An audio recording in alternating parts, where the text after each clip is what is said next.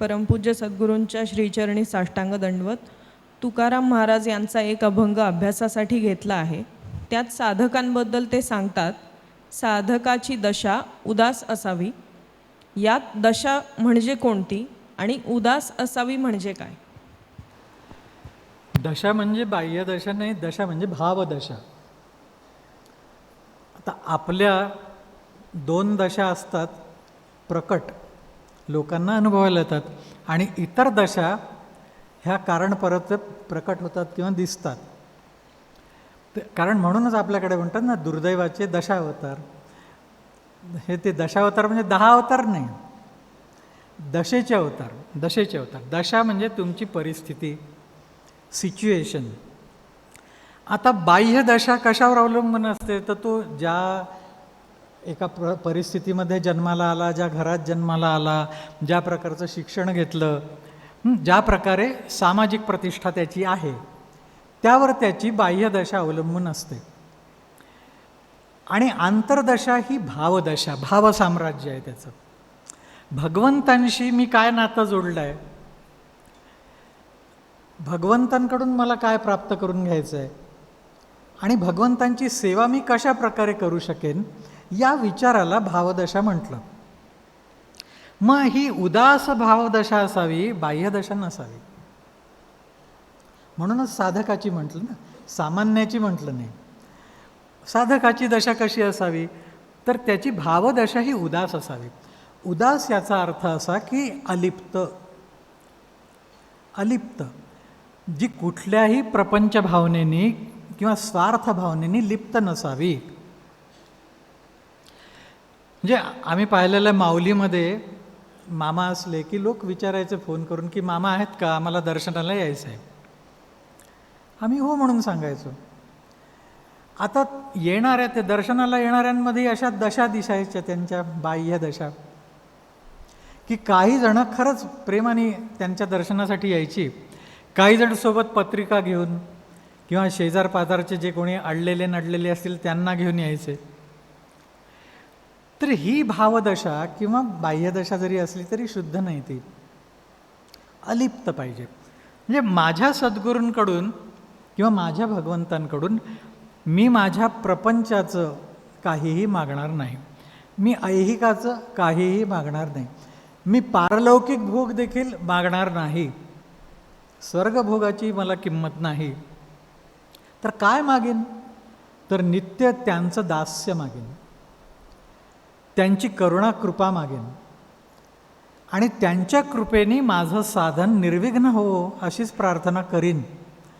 ही भावदशा ज्याची आहे ती भावदशा शास्त्रदृष्टीने उदासीन म्हटली जाते, अलिप्त. याच्या व्यतिरिक्त त्याच्या अंतःकरणाला इतर कुठल्याही भावनेचा स्पर्श होत नाही. म्हणून आता बाह्यदशा उदासीन असावी का? तर तसं ते म्हणत नाहीत महाराज. साधकाची फक्त अंतर्दशा उदासीन असावी. म्हणून माऊलींनी पण स्पष्ट केलं ना की अंतरी दृढ परमात्मरूपी गूढ, बाह्य तरी रूढ लौकिक जायचा. बाह्य साधकाने कसं राहावं? तर लौकिकाप्रमाणे राहावं त्यांनी. याची कारणं दोन, की आपण काहीतरी तुमच्या वेगळे आहोत, जगा वेगळे आहोत हे दाखवून लोकांचं लक्ष वेधून घेऊ नये, आणि मान सन्मानाची अपेक्षा ठेवू नये, त्यातून आपल्याला काहीतरी लोकांनी चांगलं म्हणावं ही अपेक्षा ठेवू नये.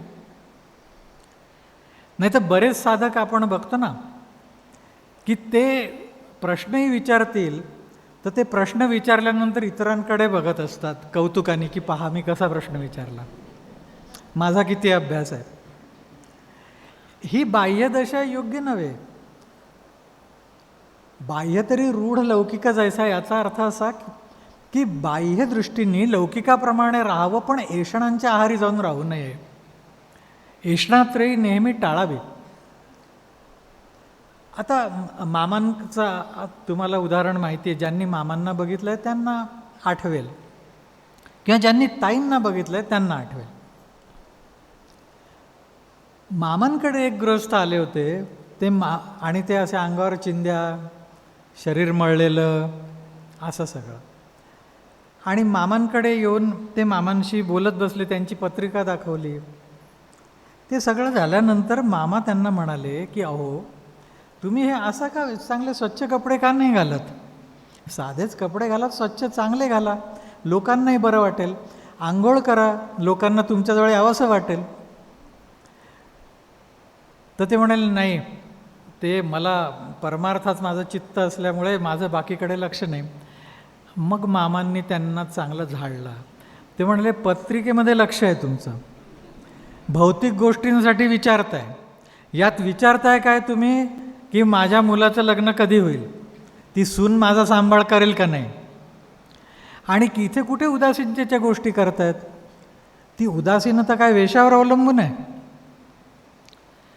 असं जरी झाला संन्यासी तरी तो संन्यासी बाह्यवेशाने उदासीन असेल नाही ना. मामा म्हणायचे जरी झाला संन्यासी 12 वाजता आवासी की आणा मला काहीतरी म्हणून. तुकाराम महाराज म्हणतात की कुत्रही भगवं असतं म्हणून का त्याला मान द्यायचा. तर जे बाह्यवेशांवर मान देतात ना ते तितकेच दांभिक आणि भोंदू असतात. आज जगामध्ये असद्गुरू वाढले आहेत, दांभिक लोक वाढले आहेत सद्गुरू, याला कारण आपण आहोत. लोकांच्याही भावना त्याच आहेत ना. लोकांना कुठे परमार्थ हवा आहे, त्यांना शुद्ध परमार्थ नको, त्यांना प्रपंचच हवा. आणि प्रपंच हा मिश्र आहे, त्यात सगळंच सरळ नाही, गणवागणवी पण आहे मिसळलेली. मग तसेच जर आम्हाला सद्गुरू भेटले तर त्याला वाईट काय वाटून घ्यायचं.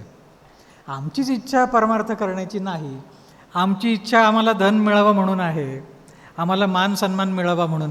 तर हे ज्यांच्यापाशी आहे ह्या इच्छा तेच तुमचे गुरु होऊ शकतात ना, त्यांच्यापाशी जावं. तर मामांचं म्हणणं असं होतं की खऱ्या परमार्थाच्या साधकांनी सरळ स्वच्छ साधं राहावं, पण स्वच्छ राहावं, टापटिपीने राहावं. मामांच्या पाशी साधी त्यांची 2 धोतरच असतील, पण ते धोतर धुवून वाळत घालताना ते असे घालायचे की वाळून झाल्यावर दांडीवरून काढलं तर इस्त्री केल्यासारखं वाटेल. त्यांची ती धोतर वाळत घालण्याची पद्धत होती. अत्यंत टापटिपीने ते राहायचे, साधे पण टापटिपीने. ते मला एकदा बोलताना म्हणाले होते की आमची जेव्हा खूप गरिबीची स्थिती होती तर म्हणाले मला एकच शर्ट आणि एकच धोतर होतं त्यावेळेला. पण म्हणाले माझ्याबरोबर काम करणाऱ्या कंपनीतल्या लोकांना शेवटपर्यंत शंका आली नाही की याच्यापाशी एकच ड्रेस आहे.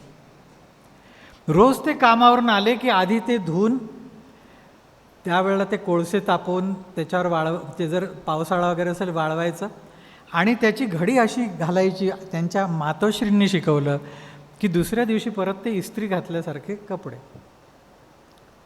ताईंचंही, ज्यांनी ताईंना बघितलं आहे, ताईंना कधी गबाळं बघितलं आहे का तुम्ही, पण कधी असं झगमगीत बघितलं आहे का, तसंही नाही. त्या साध्या राहायच्या, सामान्यांसारख्या राहायच्या, पण नेटक्या, स्वच्छ, चोख राहायच्या. तर बाह्य दशा ही साधकाची अशी असावी. म्हणून तिथे महाराजांनी त्या दशेला उदासीन म्हटलं नाही की बाह्य जसा लौकिक आहे तसं राहा ना तुम्ही. म्हणजे अशी जशी इंग्रजी म्हणा की when in Rome behave like Romans, तर तसं तुम्ही ज्या समाजामध्ये आहात त्या समाजाप्रमाणे राहा. मी मामांनाच एकदा प्रश्न विचारला की मामा आपल्याला आता आपल्या संप्रदायामध्ये परमार्थ करायचा आहे, तर पुढे जेव्हा तुम्ही म्हणता कार्य कर, तर त्यात मी पण असा धोतरन झब्बा नेसला पाहिजे का. तर ते म्हणाले नाही, अरे तू किर्लोस्करला जातोस ना. म्हणलं हो. तर म्हणाल नंतर मग ते सोडून मी कॉलेज ज्ञानेश्वर विद्यापीठाला जॉईन झालो. तर ते मला म्हणाले की किर्लोस्करला तू जातोस ना, तुझे कामगार तुला दगड मारतील म्हणाले, तू जर धोतरन झब्बा नेसून गेलास तर. आणि पहा म्हणाले याचं काय होतं, एकदा तू प्रवास करून पहा. तर एकदा मी धोतर झब्बा नेसून एसटीने प्रवास केला. तो कंडक्टर जवळ आला, तिकीट कर. हो बुवा तिकीट घेतलं आहे का. मी घरी येऊन मामांना सांगितलं. मामा म्हणाले बघ म्हणाले आता तू व्यवस्थित पॅन्ट शर्ट सूट बूट घालून जा, तो कंडक्टर काय म्हणतील ते पहा. मग त्यावेळेला तो कंडक्टर साहेब तिकीट घेतलं का. तर आता म्हणूनच लौकिकाप्रमाणे राहायला पाहिजे. तुमच्या बाह्यवेशावर काही अवलंबून नाही, पण परमार्थाच्या दृष्टीने तुमच्या वेशातूनही हे दिसलं पाहिजे की त्या वेशाशी तुम्हाला घेणं नाही आहे. आणि तो वेश तिरस्करणीय नाही की तुमचा वेश बघून लोकच जवळ येणार. लोक जवळ नाही आले तर परमार्थ कसला सांगणार तुम्ही त्यांना? कसं सांगणार सांगा ना. तर त्यामुळे दिगंबर साधू आहेत ते समाजामध्ये उपदेश देण्याच्या योग्यतेचे नाही. त्याचा निषेध केला आहे शास्त्रांनी. समाजामध्ये समाजासारखं राहून जो उपदेश करतो, लोकांना मार्गदर्शन करतो, तो साधू. म्हणून तुम्हाला आश्चर्य वाटेल, मला पहिली जीन पॅन्ट मामांनी आणली, पहिला टी शर्ट मला मामांनी आणून दिला आणि ते म्हणाले तर तुला तुझ्याला हे उपयोगाला हे घालत जा. त्यांची दृष्टी बघा कशी होती. याला म्हणतात की बाह्य तरी रूढ लौकिको जैसा. पण बाह्य तुम्ही कसंही राहिलात तर ते बाह्य रूप तुमचं आत जायला नको तुमच्या, आणि आतलं रूप बाहेर पडायला नको. ही साधकाने कायम दक्षता घेतली पाहिजे. माझा परमार्थ माझ्यापाशी, लोकांना दाखवण्यासाठी परमार्थ नाही. म्हणजे आजकाल जशी फॅशन आहे, आम्ही योगा करतो, योगा, तर ते दाखवलं जातं. आम्ही परमार्था करतो, आम्ही अध्यात्मा करतो. अरे हे काय करता तुम्ही? हे दाखवण्यासाठी आहे का? नाही. तुमचा परमार्थ गूढच राहायला पाहिजे. अंतरात तुम्ही भगवंतांशी दृढच राहिलात पाहिजे. आणि त्याच वेळेला बाहेर मी त्या गावचा नाही अशी भावना ठेवून राहिलं पाहिजे. म्हणून माऊलींनी सांगितलं ना, तो वेडीवे माझी दडे महिमा भेणे. कोण जो वाचस्पतीची नि पाडे सर्वज्ञत्व जरी जोडे. म्हणजे बृहस्पतींच्या प्रमाणे ज्याची विद्वत्ता आहे तो लोकांमध्ये वेड्यासारखा राहतो. मुद्दाम वेड्यासारखा म्हणजे मला काही माहीत नाही त्यातलं असं म्हणून राहतो. आणि हेच आपले साधक मी असे बघितलेत की प्रवासात देखील कुठे अध्यात्माचा जरी ऐकवला तरी उडी मारतील तिथे, आणि होतं जे जेवढं वाचून मिळवलं सगळं ज्ञान ओकतील तिथे. काय उपयोग त्याचा? तुम्ही या कानाने घेता त्या कानाने सोडून देता, मुरवाल कधी ते? त्यामुळे परमार्थ हा अभ्यासाने साधनेने आत मुरला पाहिजे. तो दुसऱ्यांना दाखवायची गोष्ट नाही. ते स्वतंत्र तुमचं धन आहे, तुमचं धन आहे. एखाद्याला जर असं माहीत असेल की माझ्याजवळ पृथ्वी मोलाचं रत्न आहे आणि लोकांना कळल्या कळल्या दरोडे मारतील, तर तो काय करेल? तो गळ्यात घालून फिरेल का ते रत्न? का जाहिरात करेल त्याची की ऐका हो ऐका माझ्याजवळ रत्न? काही करणार नाही याच्यातलं.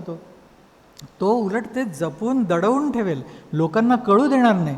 खरा साधक, खरा साधू असा असतो.